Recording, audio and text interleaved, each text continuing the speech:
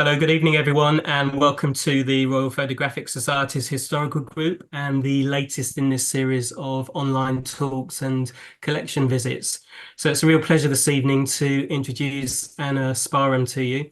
Anna has had a really good long career in history of photography in different ways. She was at the Museum of London, where she curated some really groundbreaking and important exhibitions, including London street photography, and of course the exhibition around the photography of Christina Broom and London Nights. She had a period running her own gallery, and since 2022 she's been the lead curator for photography and has just recently published a book called 100 Photographs from the collections of the National Trust, and I highly recommend the book, which acts as a jumping off point for just a tiny fraction of the thousands or hundreds of thousands of photographs that the National Trust has. So Anna, over to you, and thank you. Thanks very much. That was a really generous introduction. But yeah, thank you very much for inviting me to give this talk, and to everyone joining us this evening. It's been a little while since I had the pleasure and privilege of talking about Christina Broom in any depth, although those who know me will acknowledge that she's never too far from my mind. So to take her professional name, Mrs. Albert Broom propelled herself into the field of photography in seeking viable business to support her family, her husband Albert, and her daughter Winifred, or Winnie as she was best known. Christina rose from self-taught novice to a prolific producer of photographs spanning London society, the military, the suffrage movement and royalty, and is recognised today as a pioneering woman press photographer here in the UK. When I was lucky enough to curate an exhibition of her work at Museum of London Docklands 9 years ago already in 2015, I was able to include an object borrowed from the Gernsheim collection in the Harry Ransom Centre at the University of Texas, which holds over 350 photographs by Broom. Helmut and Alison Gernsheim having proclaimed Broom's pioneering efforts as probably the first UK woman press photographer in their 1955 History of Photography publication. The object in question was her press pass permitting photography on the day of King Edward VII's funeral. This portrait of her, taken by her daughter Winnie, a copy of which is in the London Museum. So the previous portrait of her that you could see, taken by her daughter Winnie, a copy of which is in the London Museum, was pasted onto the front of that press pass. I love what that little ephemeral object powerfully represents. The knowledge I've gained about Broom and her photography over the years owes so much to the work of others in the field, who before me highlighted and promoted her through research, exhibitions and books. While of course I've added to this through my own primary research and interpretation, I'm without question indebted to those on screen and more, and we wouldn't be able to hear about her work without them. I first knowingly encountered her photography in 2004 when I joined the Museum of London, now recently rebranded as London Museum, to work in their picture library and soon after as a curator. The vast majority of the images you'll see in this talk are reproduced with the kind permission of London Museum, who owned at the time of my joining an extensive collection of Broom's glass plate negatives. In 2013, I oversaw their acquisition of many hundreds more photographs by her, most in the form of real photographic postcards, plus ephemera, notebooks, personal family objects, and so on, which promised a far more comprehensive overview of her work. Bear with me, sorry. That catapulted my interest as I was tasked with making sense of and interpreting these new acquisitions very quickly, blessed with the opportunity to piece together her fuller story and make the exhibition and book Soldiers and Suffragettes. I'm also indebted here to Dr. Jane Knight and several other volunteers who worked hard at piecing together some order to this new collection and begin the work of cataloguing. The book is where you'll be able to find many, many more images than I can share with you now, together with brilliant essays by Margaret Denny, whose interests span from researching women photographers, including Broom, at the University of Texas's collections, Diane Atkinson, who produced her earlier book on Broom's Suffragette photographs and specialises in women's history, and Hilary Roberts, the authority on images of conflict, and at the time still working as research curator of photography at the IWM. I was so grateful that they were able to bring their invaluable knowledge and perspectives to the book.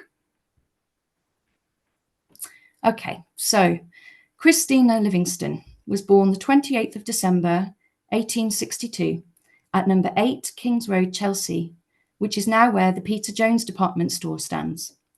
She was the 7th of 9 children to Margaret Fair and Alexander Livingston, who was descended from Scottish aristocracy and had come to London from Edinburgh in 1840, working as a goldsmith. He dropped that to marry Margaret, opting instead to running her shoe and boot shop in Sloane Square. It must have been love. He also became a vestryman, then chairman for the parish of Chelsea, and was very well respected before his death in 1875, Christina then aged 12. Christina attended boarding school down the road on Oakley Street, then Miss Searle's Claremont Academy in Margate, which she left around 1879. By the time Christina would marry Albert Broom, seen here on the right in his cricket gear, she had inherited property from her parents. I should clarify, he's the figure on the right as well as the right picture. She was running her mother's shoe shop at 290 Kings Road and was renting out 146 Oakley Street to the mother of Oscar Wilde, Speranza, who called Christina her little landlady. She was less than 5 foot tall. There had been the impression that the Livingstons were well off. They and the Brooms had known each other socially. In fact, she didn't have much beyond her property, her brother Robert having gambled it away. After marrying, they moved briefly to Albert's family home at 7 Cheney Row, neighbouring where Thomas Carlyle had lived at number 5, although he had died in 1881. That house now being in the care of the National Trust, as it goes, so I've now also been. Then they moved to 4 Napier Avenue, now number 8, in Fulham, and Winnie was born in 1890. Here they are a few years later, Christina in the middle, Albert and Winnie, and Christina's brother Robert stands behind them. They were to take many family holidays to Margate. Christina and Albert were both sporty. For her it was angling, which she won awards for through Margate Club, and for him it was clearly cricket, and he was captain of Battersea Cricket Club. Then, in 1896, all would change. Albert was injured during a cricket match. He seriously damaged the tibia and fibulae in his leg and would suffer from bad health thereon in. Giving up his ironmongery business, they moved to 87 Streatham Hill, where they lived above a stationer's shop that they ran from 1901 for a couple of years. They later moved to 38 Burnfoot Avenue, Fulham, while still running the stationers.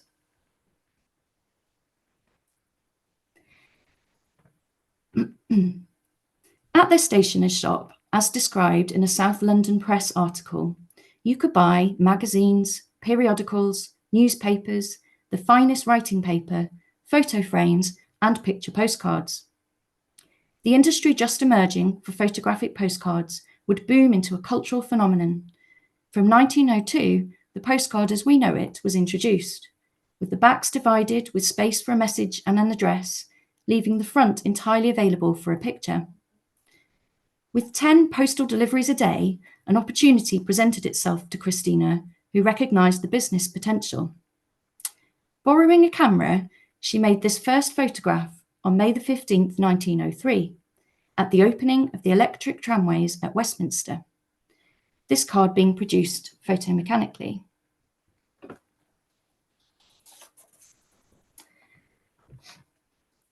Note it was Albert Broom who is named as the copyright holder, although the copyright is registered 12 days later in Christina's name, rightly so.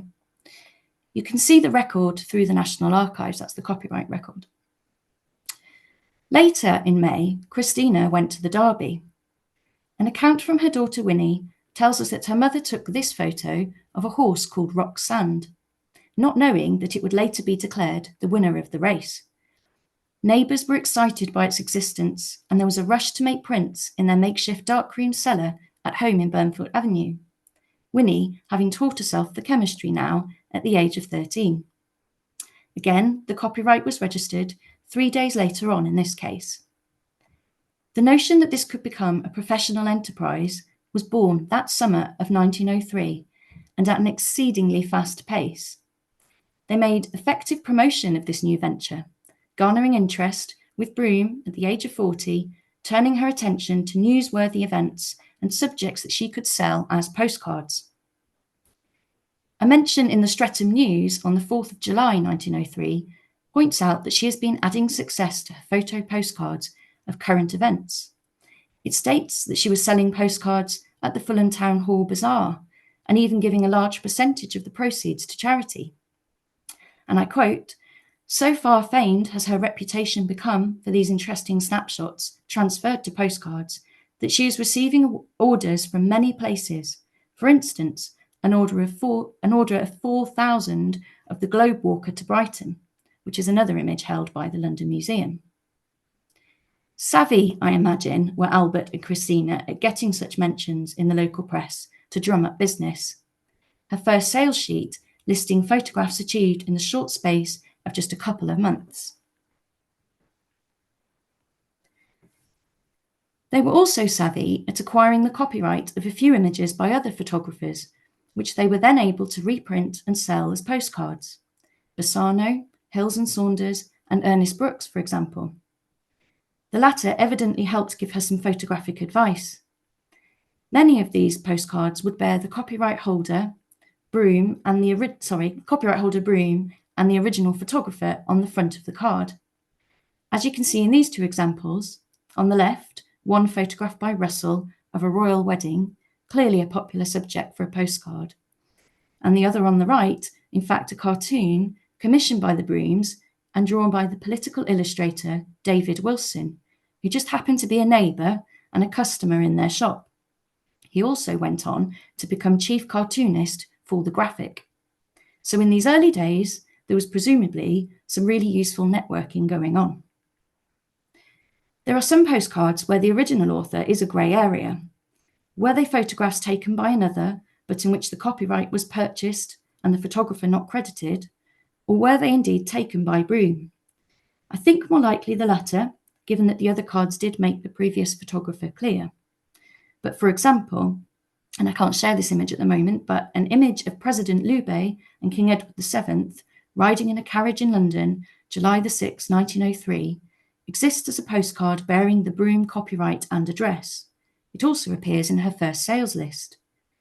A search on the British Newspaper Archive also reveals the image being reproduced in the Tatler on the 8th of July, just 2 days later, but there is no picture credit.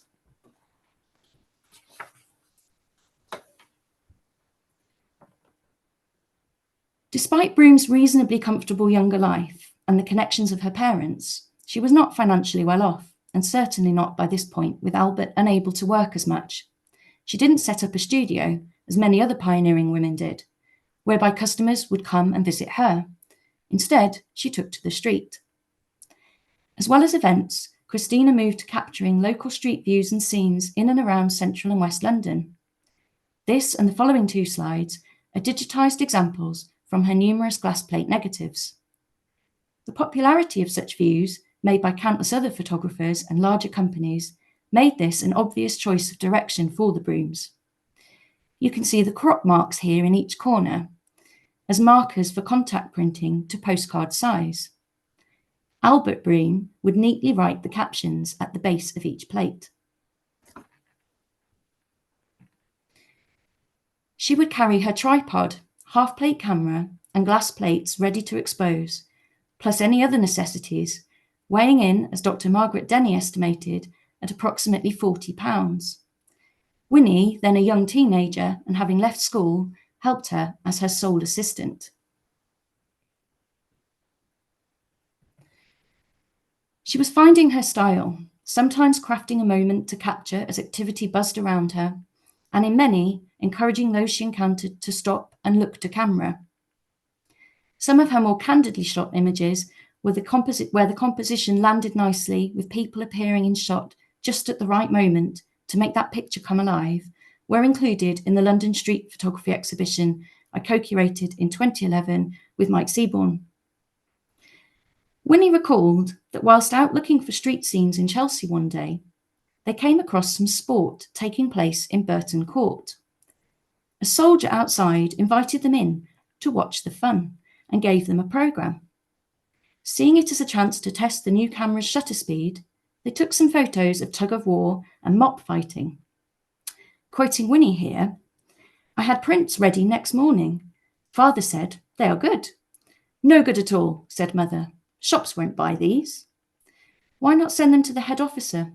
After all, we had no permission, with our apologies,' I said.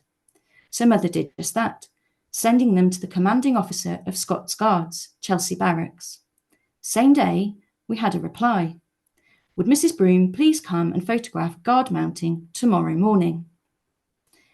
They went to Chelsea Barracks, as instructed, and Christina asked the sergeant on guard to tell her the procedure of guard mounting. He apparently told her that men would form up, officers would inspect, and pointed to a place on the parade ground.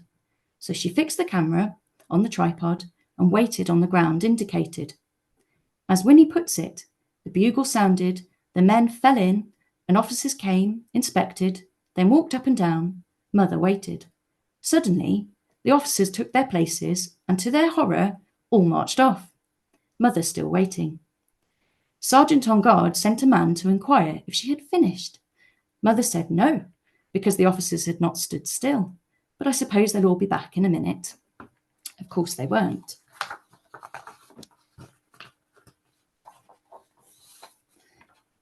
Despite her error and misunderstanding, they invited her back, and she must have succeeded, as this paved the way forward to so much more. In the space of just about a year, this being 1904, Christina had leapt from total beginner to firmly positioning herself as a popular and regular visitor to the barracks of the Household Division, nurturing a rapport with the elite of the British Army in creating group portraits such as this one on the right. You can actually see the soldiers are posed here as they browse her postcards. Another postcard in the collection at London Museum, not pictured here, but bearing the Broom name on the front, shows the procession of the King through Westminster for the state opening of Parliament in February 1904. A search on the newspaper archives brought up a copy of the weekly illustrated journal, The King and His Navy and Army, in which the picture appears, though again with no picture credit. Once more, it's unclear if this is an early one of hers, reproduced in the press, but the subject and connections would make sense. Field Marshal Earl Roberts, seen here on the left, became a significant ally, endorsing her photography greatly. Her chance encounter at Burton Court had unearthed a whole new subject matter for her, and crucially, an eager customer base to sell her images to.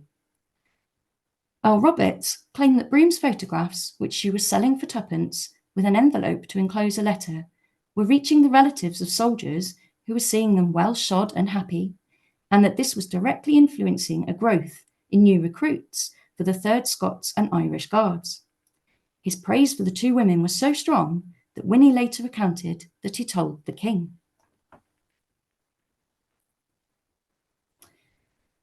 Christina even attempted to photograph the King's horse Kildare while in Chelsea Barracks one day, but was refused the opportunity by the King's groom, Mr. Green. The story goes that word reached an unimpressed King, who effectively invited her into the Royal Mews to photograph there, probably anticipating a degree of failure, which would put an end to that. Instead, she again impressed. Broom found herself with the freedom to photograph the comings and goings at the Royal Mews, the carriages, the coachmen, the guards, and indeed royalty. She sets up a stall twice weekly outside the riding school gates at the Royal Mews, where she could sell her photographs to tourists and passers-by. And so Christina succeeded in not only gaining access to the Royal Mews, a privilege she enjoyed right up until 1930, but in 1908, she also received her first royal exclusive commission at the Duke of York's Royal Military School, where the Saatchi Gallery now exists near Sloane Square. Her proximity to the royal family, the future King George V and Queen Mary in the centre, King Edward VII and Queen Alexandra to the left, now evidencing her acceptance into that circle. As Winnie put it, she was in. Queen Mary would go on to acquire images by Broom, purchasing prints too, not just gifted them. She collated them in some of her wonderful albums in the royal collection. We borrowed one of those for the exhibition too.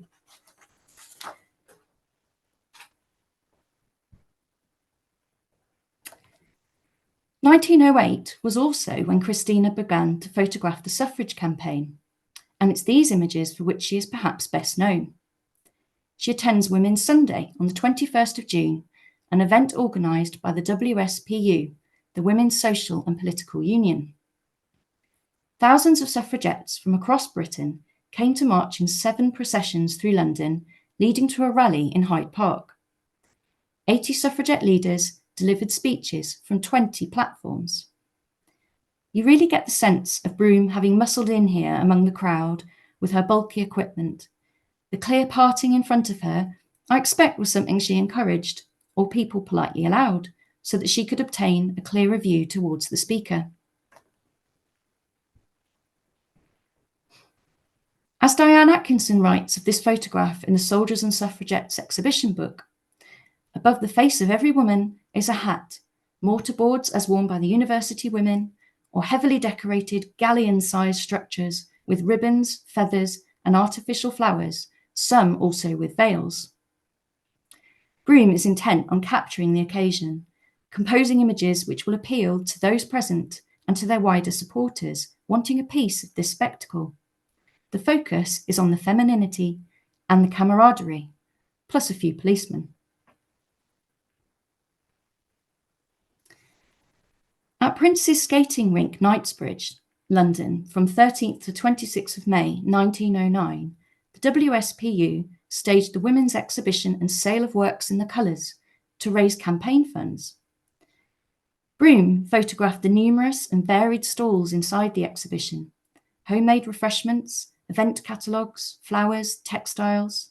There was even a replica prison cell to express the treatment of suffrage campaigners who were arrested, seen here on the right. In the bottom image, you can see, quite unassumingly, the leader Emmeline Pankhurst, third from the right. They stand in front of a stall selling confectionery donated by people all over the country. Emmeline's daughter, Sylvia Pankhurst, had painted the many canvases visible above them in the background.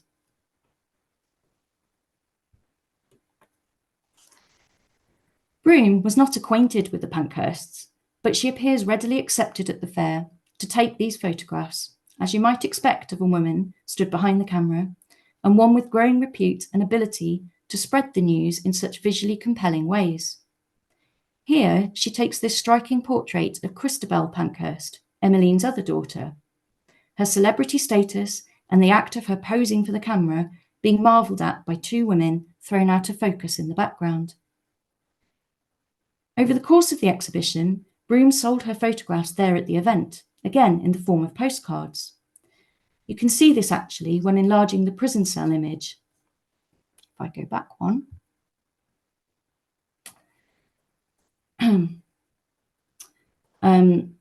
Just next to the lady's hat on the left, pinned up on the wall, is a Broom postcard, presumably as an advert, showing the suffragette Marie Brackenbury posed in prisoner clothes and photographed inside the cell replicated at the exhibition. This was very much a commercial venture for her. And she made souvenirs for the masses, the supporters of the campaign, and sometimes merely the spectators, with a cut likely going to the WSPU. She placed adverts in the press advertising her newsworthy postcards and likely sold at the WSPU shop branches. At this point, her postcards were the way her topical images were largely disseminated and consumed. She also had at least one photograph reproduced in the WSPU's Votes for Women newspaper. It was a detail of one of Sylvia Pankhurst's wall canvases, receiving the credit line, Mrs. Broom. When I took my current role at the National Trust, one of the first things I naturally did was search the collections database for any mention of Broom. I did find one, which I'll come to later, but that did appear to be it, at least catalogued sufficiently at this stage to identify. Then, while researching for images to include in the new publication, 100 photographs from the collections of the National Trust, which thankfully Michael has already plugged, I was browsing through collection prints on a visit to Small Hythe Place, the former home of actress Ellen Terry in Kent. Sorry, Ellen Terry in Kent. Ellen Carey being another photographer. I was delighted to find this photographic postcard, which leapt out at me straight away as being by Broom. I knew the portrait well, as the original glass plate negative, like all the suffrage images by Broom, I used to look after at the London Museum. It's also reproduced in the Soldiers and Suffragettes book. Yet, I had no idea that this was Edith Craig, the daughter of Ellen Terry. The negatives are not annotated. Taken at the Women's Freedom League's Green, White and Gold Fair in 1909, Broom photographed individuals in what is presumably the backyard or rooftop at Caxton Hall, Westminster, where the event took place. Unlike other women photographers associated with the suffrage campaign, such as Len O'Connell or Lizzie Caswell-Smith, who photographed in a studio, yet again, Broom's studio is in the street. Craig, a theatre producer, director and costumier, was involved in the event, arranging a tableau of famous women of history. Her mother, Ellen, opened the event wearing 15th century costume. So I was really thrilled to be able to update the London Museum on the identification, and particularly pleased to be able to include another woman photographer, let alone Broom, in the 100 Photographs book, with an image of such relevance and meaning to Small Hythe Place. I since found mention of this image in the Women's Franchise newspaper. A statement makes clear that it had been previously printed without acknowledgement. Broom had likely complained, and as the subsequent edition mentions, it's one of a series of souvenir postcards relating to the Green, White and Gold Fair, taken and published by Mrs. Broom by arrangement with the committee. Indeed, the image did appear in an April edition. Photographing the suffrage processions, these grand spectacles, was a real skill, beautifully executed by Broom, and of course her daughter Winnie. You can in fact see Christina in the bottom corner of this image, bottom right. So likely Winnie pressed the shutter on this wonderfully lively composition. Carrying the equipment and seeking out strong compositions, let alone pulling off the technical challenges, must be appreciated. The huge banner being carried through the streets by members of the Women's Writers' Suffrage League here is a striking black velvet. On the day, it was one of nearly 1,000 banners and bannerets. The London Museum's collections online entry for the banner tells me this, as indeed it also exists in their collection.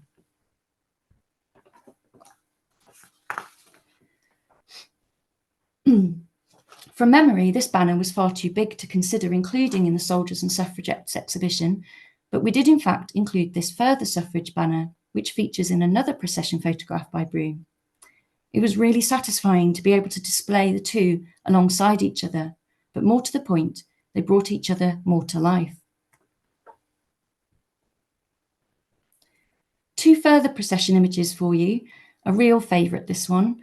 I love the expressions, and it makes it really clear that Broom has had to firmly gather the women's attention and likely huddle them together to form this appealing group portrait as they look attentively and intently towards her amidst the likely hustle and bustle of the event. The motion blur adds to the aesthetic for me, and a reminder that this is a live march, not a staged studio arrangement. And in this one of pottery workers, holding examples of their work, you can see some light leak from the bellows on the right-hand side, which does appear across a few of her images. Again, though, the compositions can't fail to invite you in, to look across each face as everyone stands to attention before her camera, giving them that sense of slowed down drama and impact. The prisoners' pageant was described as the most dramatic section of the suffragette procession, 23rd of July 1910. You can see here key members of the WSPU. Emmeline Pethick Lawrence, co-editor of Votes for Women, is in the centre. Then Sylvia Pankhurst. She carries a portcullis representing Parliament and the 5 arrows representing imprisonment. That same design was replicated as a brooch awarded to members of the WSPU who were imprisoned. And next to her, Emily Wilding Davison. All former prisoners. Davison, of course, would be killed when she stepped in front of the King's horse at the Epsom Derby 3 years later. One of my favourites, this one, the blurring of motion echoing the blurring of time, as strong female figures from history appear. Charlotte Bronte, Florence Nightingale, to participate in this pageant of 1911. Again, the eye gravitates to the point in focus, the woman dressed as Bronte on the left, her stare adding gravitas to the image. Despite documenting and selling images of the suffrage movement, which at the time was, of course, a highly sensitive, charged and contentious concern, particularly when actions increased in militancy, Christina continued her photography of the military and royalty. This must have been a fine balance to strike. There's very little insight to either of the Brooms' personal perspectives on the suffrage campaign. It's hard to believe that they didn't support such political ambitions, given their proximity to it all and all the coverage they gave it. Broom photographed both the suffragettes and the suffragists, the militant and the not. For such profoundly important imagery, you might expect more commentary from them both on their work, but that is seriously lacking. It was ideal newsworthy content to capture and sell, until perhaps it wasn't, and the balance was tipped. She stopped photographing them in 1913 after the Great Pilgrimage of Suffragists organised by the National Union of Women's Suffrage Societies. She committed to her other subjects.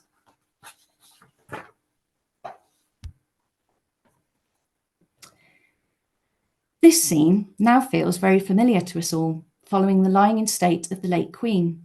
We witnessed this exact arrangement, with the guards minding each corner of the platform carrying the monarch. In this case, it's Edward VII, who died in 1910. That year was immensely busy for the Brooms. The order book, which exists alongside that press pass I mentioned at the start from the University of Texas, indicates 459 postcards in just 4 days of August alone. Winnie had claimed to be printing up to 1,000 cards a night. Due to her close relations with both the Household Brigade and the royal family, Christina was allowed early entry access to photograph the king lying in state. Only Christina and the politician and photographer Sir Benjamin Stone were permitted to photograph inside before the public filed in. And just as Benjamin Stone had documented English pageantry amongst his work, I'll just share a couple of other social events that Christina documented around this time too.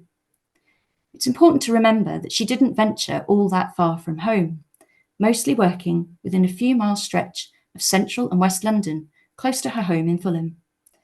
She made a number of photographs at Fulham Palace, the English Church pageant in 1909, and the Army pageant in 1910. Here we have women and children dressed in costume as 9th century war maidens. Others from the day included men, women and children dressed in medieval costume, spearmen from 1345 and pikemen from the Civil War.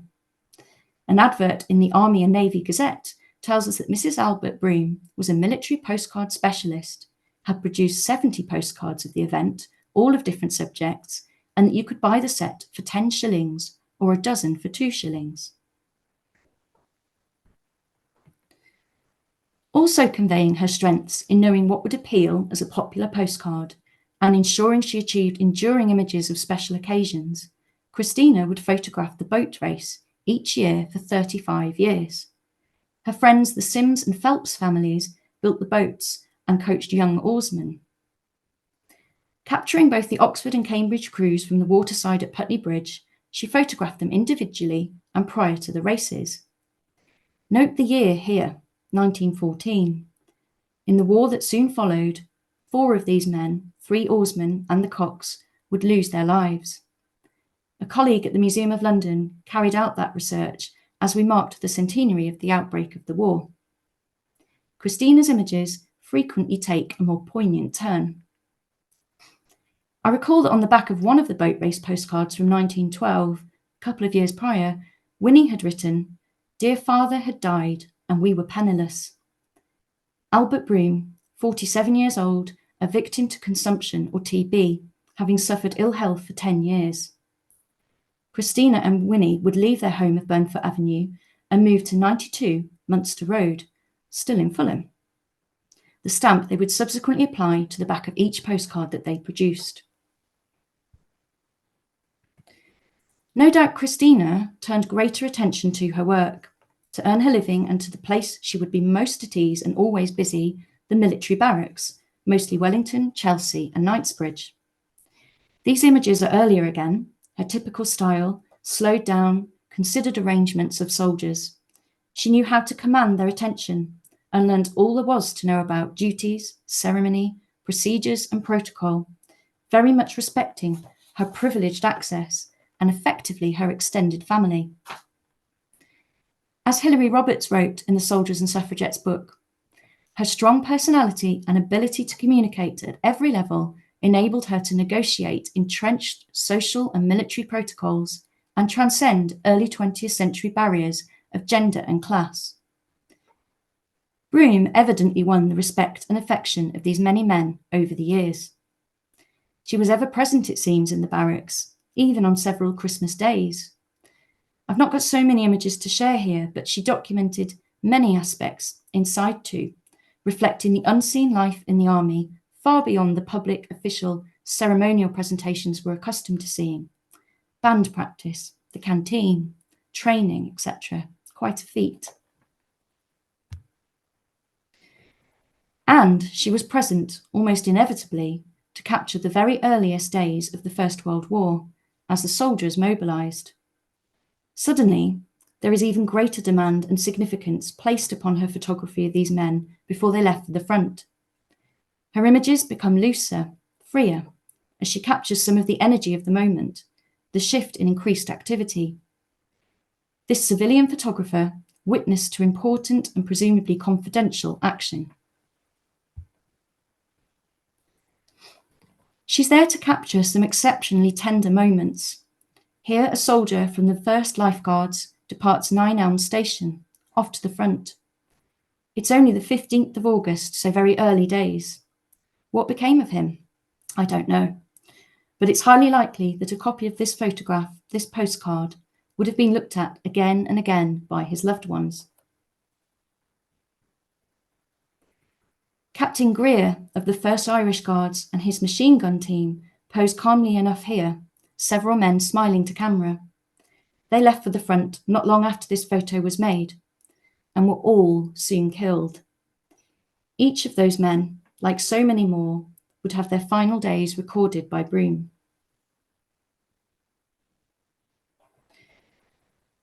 Of course, as the war rolled on, unlike those in the beginning who didn't anticipate just how bad it might get, those who left later on, and their loved ones, would presumably have feared the worst. When you know the context of the scene as these men in uniform board trains and say goodbye to their families, as a viewer, you bring to it all that we know about the casualty rate on the continent, and the solemn faces tend to hit. These are intimate and moving documents of war.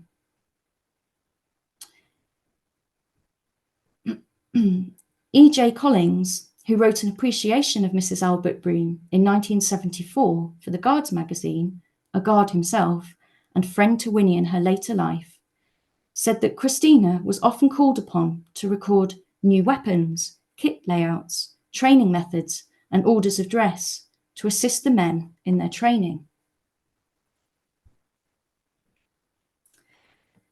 One of my own Broom postcards here. I love that powerful vantage point, overseeing the men she had come to know well over the previous 10 years. This postcard was sent the 1st of December 1914 to an address in the USA. I can't confidently translate the message, unfortunately, but it is a reminder of the escalating conflict and the geographical reach of Broom's postcards, particularly at this time, at the outbreak of war.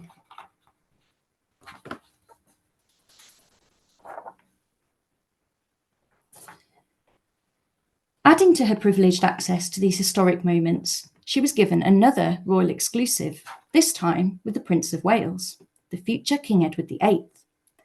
His youthful face, aged 20, peers into the camera. While he was made second lieutenant of the Grenadier Guards as the war commenced, he was never permitted to fight.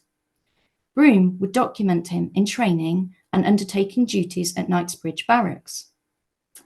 A walking stick he had used during a march to Wimbledon Common was later presented to her, something she was apparently never seen without.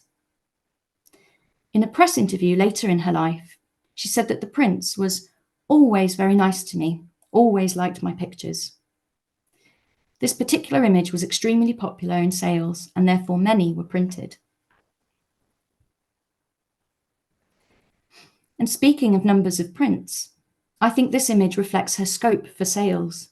A typical scene in the barracks in which Broom, armed with her camera, has likely initiated this gathering, but clearly there is plenty of enthusiasm. As you pan across the faces, you can almost hear the warmth, the laughter, the camaraderie present as these Grenadier Guards reservists appear relaxed and at ease, far from the solemnity of war.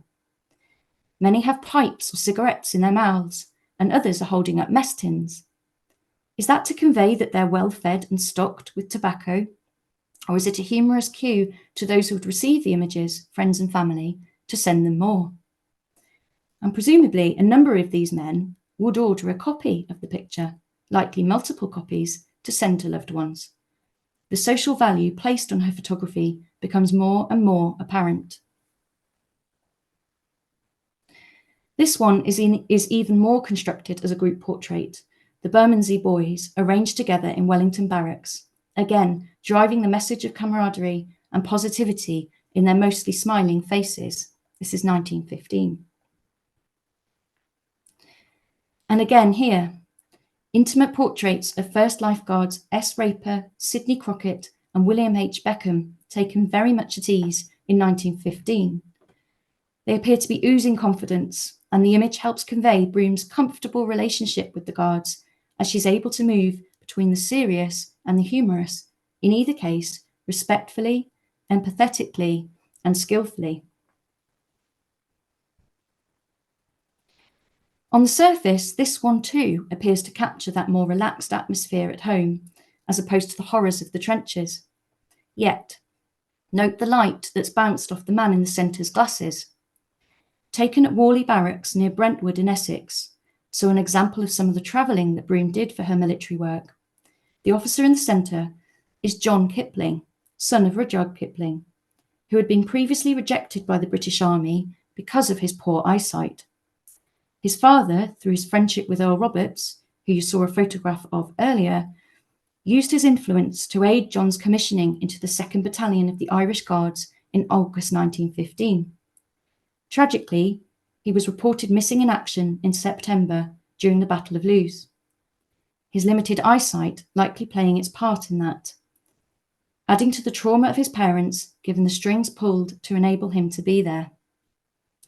And once again, there is added poignancy in this picture by Broom, that happy atmosphere witnessed taking on a new meaning and somberness, punctuated by the white of John's glasses.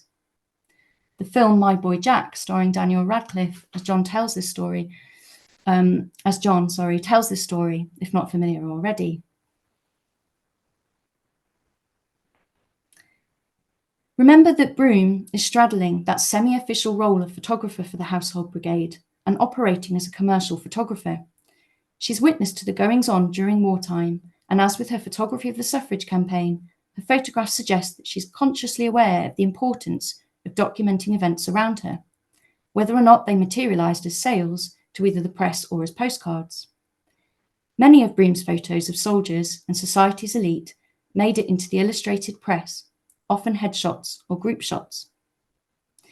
Importantly, these are men she was acquainted with, an extended family, if you like, and so the postcards and prints the London Museum acquired do often carry brief notes on the back. From memory, I think in Winnie's retrospective hand, but occasionally Christina's too, identifying the regiment, sometimes named individuals, and occasionally details of their circumstances or fate. There are a number of unnamed men from the 1st Life Guards taken at similar locations to this one in Knightsbridge Barracks on the left. These presumably acted as records for the British Army as much as they produced a personal photograph for the individual in question to share. I really appreciate that she never opted to, say, pop up a mock studio backdrop. Their shiny and spotless armoury enhanced as it gleams in contrast to the drab brick and railings behind. Some are stood to attention, others are more at ease. I like to consider how they may have posed for this civilian woman, now in her mid-50s, and how that might have differed to being photographed by a male army photographer. Did it make a difference? Did her gender matter? On the right was one photograph where the sitter was identified by Winnie, Nathaniel Hetherington, a private in the Irish Guards. The IWM Lives of the First World War website tells me that he died 6th of November 1914 and is buried at Ypres, Belgium, and commemorated at Menning Gate. Many of Broom's photographs depict returning soldiers, frequently visibly wounded, or not so visibly but clearly scarred. These pictures included several at a tea party for wounded soldiers held at Buckingham Palace in 1916, a number of which are collated in one of Queen Mary's albums in the Royal Collection. Here on the left is a Grenadier Guard on exercise duty, awaiting discharge following wounds, taken 1916. Clues to his injuries lie in his use of a walking stick, and his right shoe has been adjusted in height. On the right, that photograph I managed to spot on the National Trust's collection site when I first moved into the job. This is Alexander Agar Robarts and is found at Lanhydrock in Cornwall, home to the Agar Robarts family at the time. Alexander had joined the Grenadier Guards. I'm not sure when this image was taken exactly. He was wounded in the Battle of Lewes on the 8th of October 1915, the same day as his older brother, who was also wounded. Their brother Tommy, who was in the Coldstream Guards, had sadly lost his life at Lewes just over a week earlier. Alexander later returned to the front. He reached the rank of captain in 1917 and was awarded the Military Cross. Later, in 1930, aged just 35, he died after falling from a window at home in London. The Daily News reporting on the coroner's inquest ran with the subheadline, "A victim of war nerves." He had long been struggling with his mental health.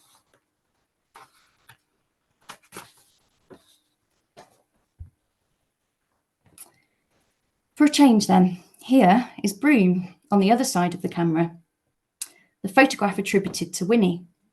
She stands at a display of her photography at the Women's War Work exhibition in Knightsbridge, May 1916. One of the images you can easily make out is the portrait of the Prince of Wales in the centre, below the signage, among the hundreds of enlarged prints and postcards presenting her military and royal pictures. When able to zoom in, I can recognise many of these on display, a number of her most popular or successful images, from the Duke of Teck to that print from the IWM of soldiers mobilising. The postcard stand carries numerous pictures of the many horses she clearly photographed at the Mews. The London Museum, from memory, has one of these frames displayed here, I think the one just behind her, plus her tripod.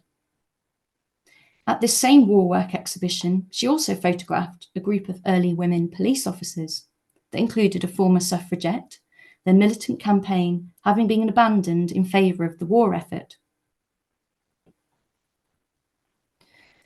One final wartime image to share, this one documenting the arrival of the first American contingent standing in Wellington Barracks, 1917. These are men who didn't know her well, or she/they. I love her composition here, perfectly following the long line of men and their guns. Several faces look to their left towards the camera, either because they've been gently instructed to by Broom, or out of sheer curiosity.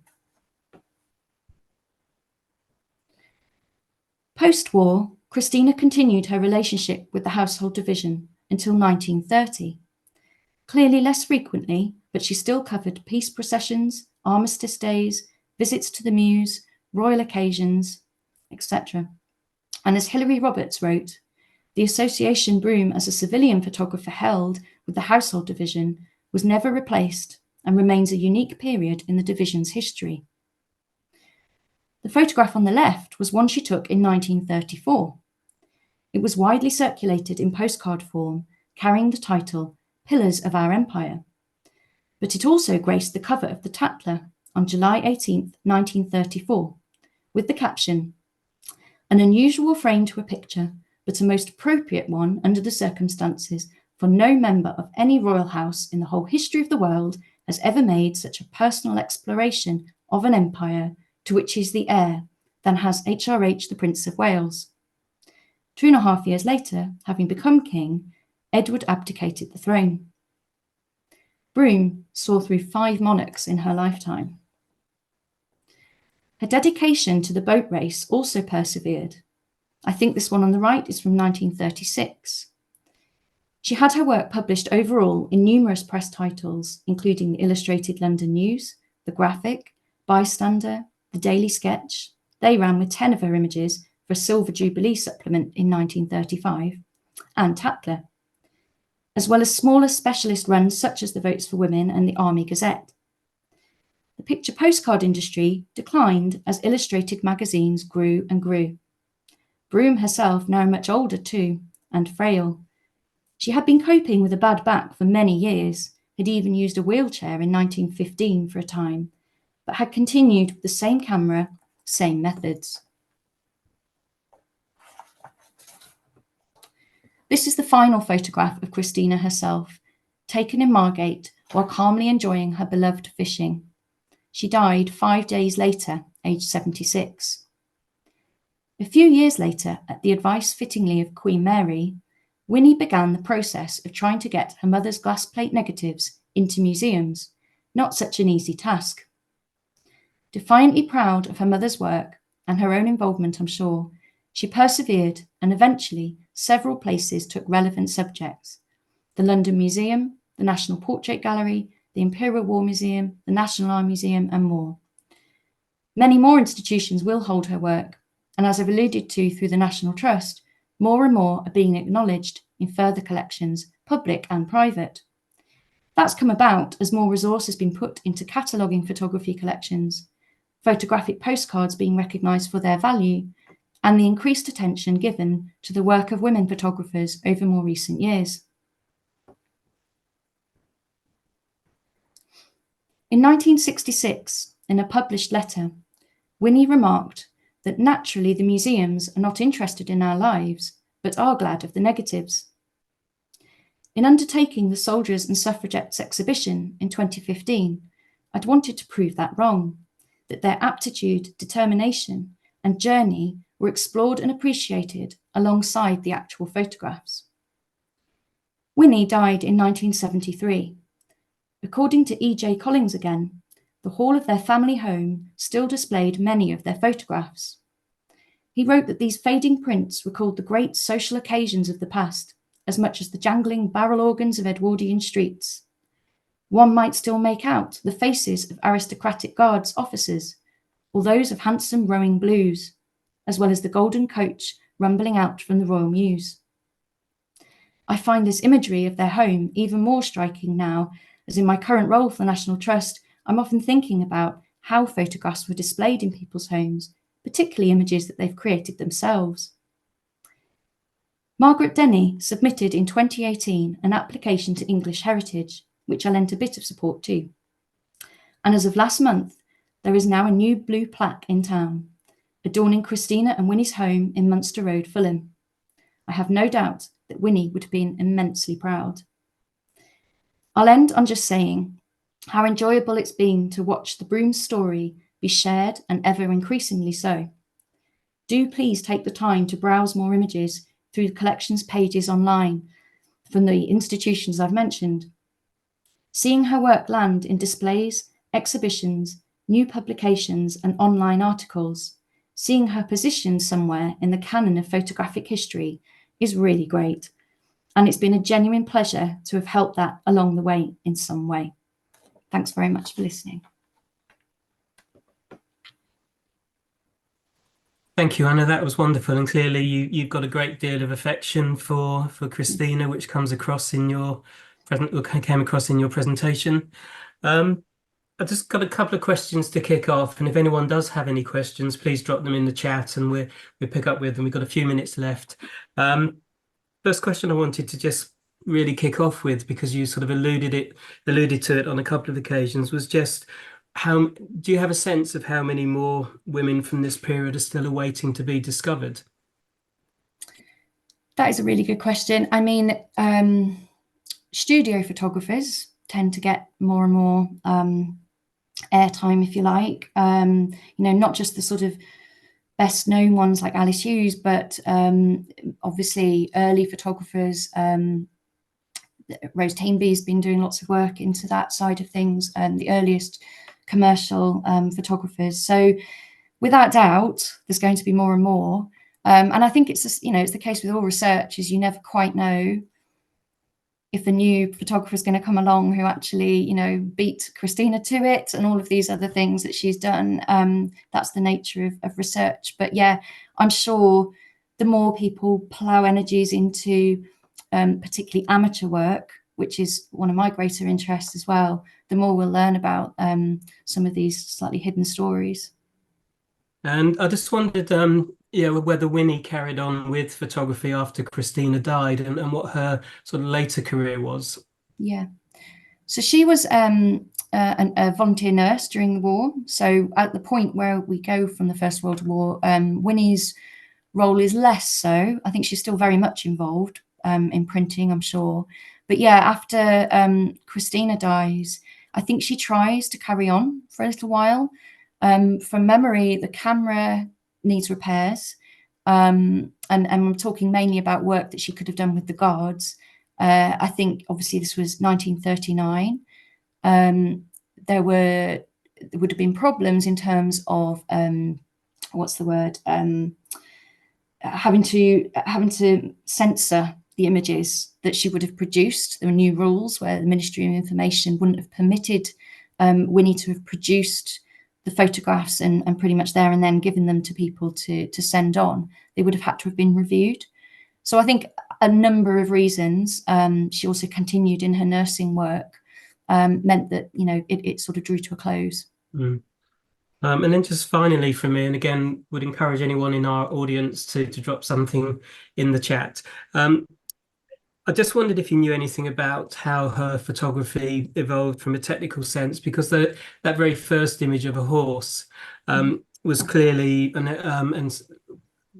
soft in focus, and there was quite a lot of heavy retouching on some of those early images you showed, and yet it wasn't too long when the postcard came along where she's producing really crisp and good tonality in the images. And I don't think that was just to do with the reproduction process, was it? Do you know how her practical sense evolved?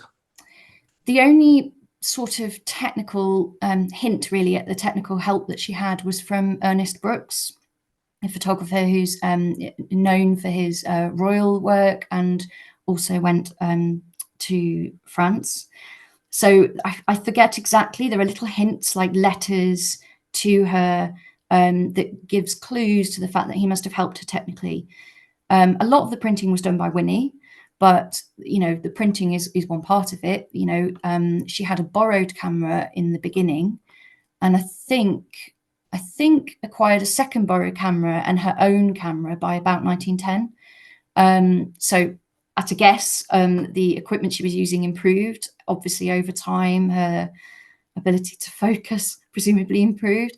But yeah, I think it's a combination of experience, practice, and effectively nailing the printing at the end of the day. And because these are shot on glass plate, they had the ability to be sharp, but of course she had to get there in the first place. A very big thank you to Anna for sharing her wonderful knowledge and of Christina and Winnie, and some really poignant photographs as well. If you haven't got a copy of this, as I say, there's a picture by Christina there, and I would highly recommend the book. It's a great book and really accessible price as well. So visit your local National Trust property and buy a copy. Great. Thank you, Anna, and thank you to our audience for staying with us this evening.